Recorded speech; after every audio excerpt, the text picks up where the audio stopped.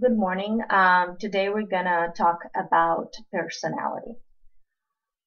So, personality is a person's unique and relatively stable patterns of thinking, emotions, and behavior. And there are personality traits, and those are stable, enduring quality that a person shows in most situations. And those can be, for example, somebody is sociable, intelligent, sensitive, creative, etc. Personality type is a style of personality defined by a group of related traits. So, for example, if somebody is ambitious, competitive, hostile, and striving, they might be considered a certain type of personality. A big note to say about the whole like personality types elements that it tends to oversimplify personality. So take note of that. All right, and there are different theories talking about personalities.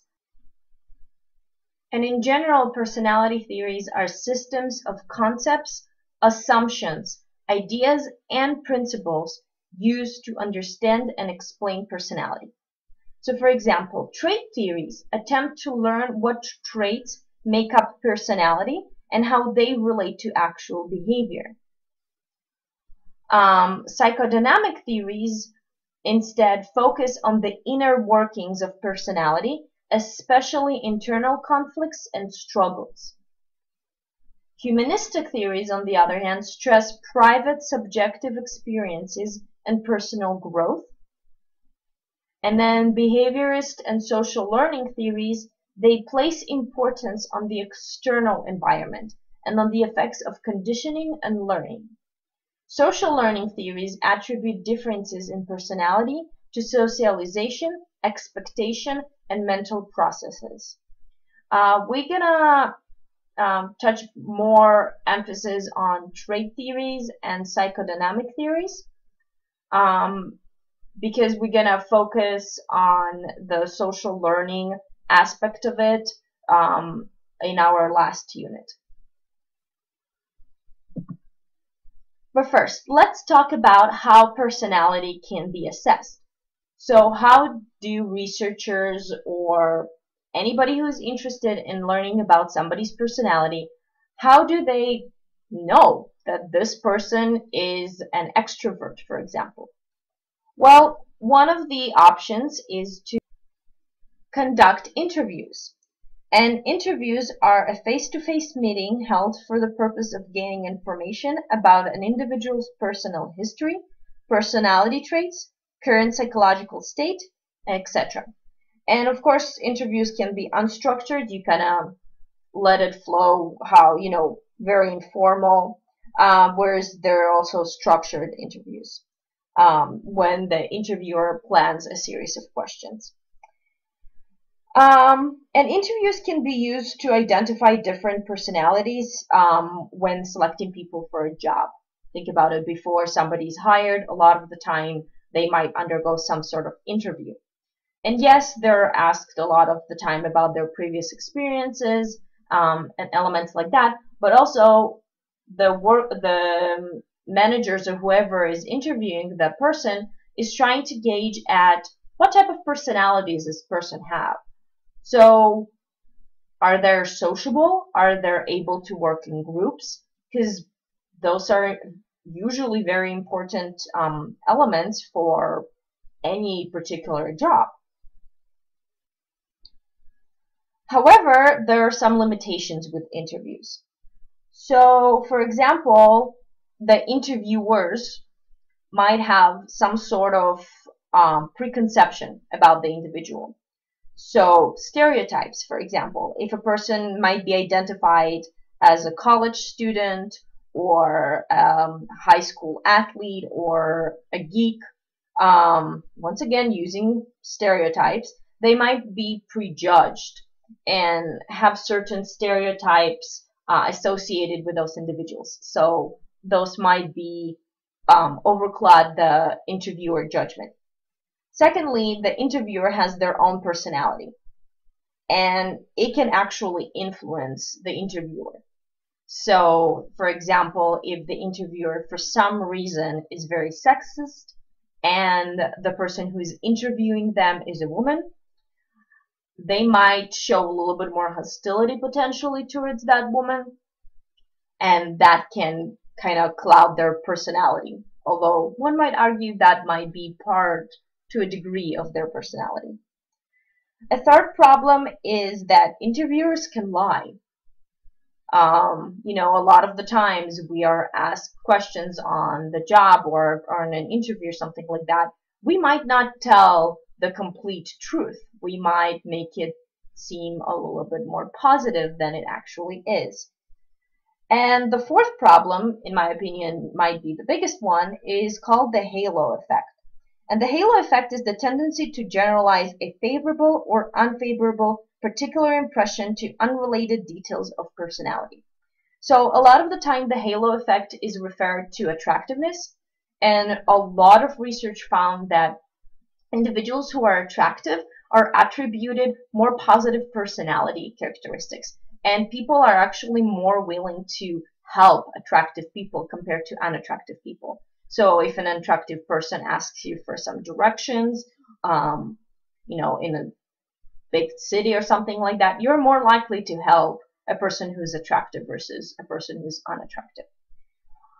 In an everyday life, those might be some unjust elements due to the halo effect. But in my opinion, the biggest element happens when there are actual severe consequences. So going back to the whole legal system from end of Unit 1, research actually found that defendants who are more attractive are more likely to get less severe sentences or less time in prison than individuals who are unattractive. And that can be a major issue, right? So just in general, keep in mind that interviews are good, but might have some issues with it. Also, another element that can somebody assess personality is by direct observation and rating scales. So direct observation is just simply people watching. A lot of people use it as a joke, like, I love to people watch. Well, that's exactly what you can do in order to assess people's personality. Just, don't be creepy about it. So you can have, the book talks about how you can place a child in a group of other children and just see how that child plays. You don't need to interview the child, and mostly because you might not be able to. But also you can see how the child engages with other children. Is the child withdrawn? Does he show some sort of hostile or aggressive tendencies? And you can actually, by carefully observing the child, you can actually identify their personality traits and potentially clarify any issues that the child might have that led you to want to assess their personality. Also, sometimes direct observation might be a little bit biased because think about it, you might expect to see something or just almost not, I wouldn't say imagine, but kind of the issue that we had with interviews, the preconceptions might also be an issue here. So what they suggest to have is a rating scale. And it's pretty much you have a list of different personality traits or different aspects of behavior, and you use that to evaluate a person, like almost a checklist. That way you're more, you're a little bit more objective, to a degree at least.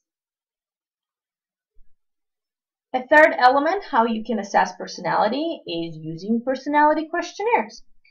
And those basically tests that reveal different personality characteristics. There are different types, of course, and you're going to be actually completing as part of your discussion one of the personality questionnaires, a very famous one, the Big Five.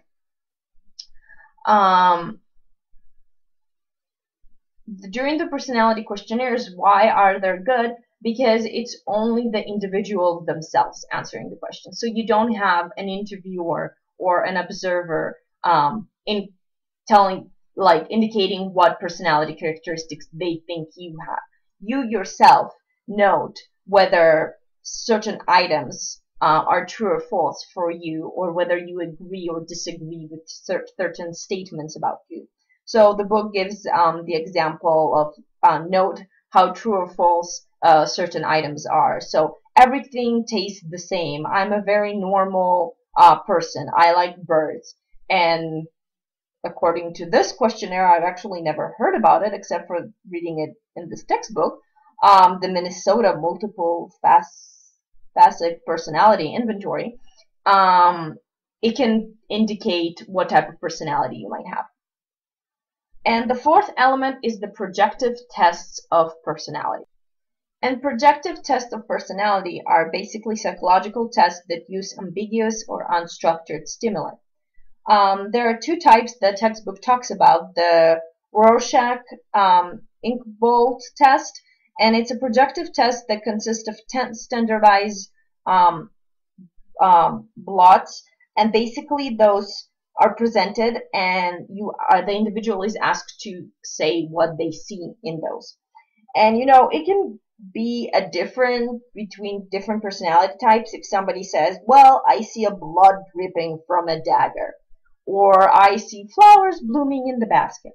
And that supposedly tells you, tells the person who's being your, interviewer in this test, identifying your personal conflicts and potential fantasies, and that supposedly indicates elements about your personality. The second type of the projective test of personality is the TAT. And it's a little bit different because instead of presenting you different pictures that might represent anything, they actually have sketches that depicting various scenes and life situations, and you are asked to make up a story about the people in the sketch. So for example, if you see a sketch of a bunch of kids playing and there's one kid behind a tree, and you're asked to indicate which kid you might be, and if you say, oh, I'm the kid behind the tree, that might tell them something about your personality, that potentially you might be an introvert, and potentially you might be shy or element like that. All right. So I'm going to pause for a second about the material. And I'm going to tell you my favorite color. And there's a point to this. And it is that it might appear on the quiz. I just want to know if people are actually watching the lectures and paying attention. So if you are watching this and paying attention, pay attention. My favorite color is red. You should maybe take a note of this. It might appear on a quiz. Trust me, I know. Alright, so once again, my favorite color is red.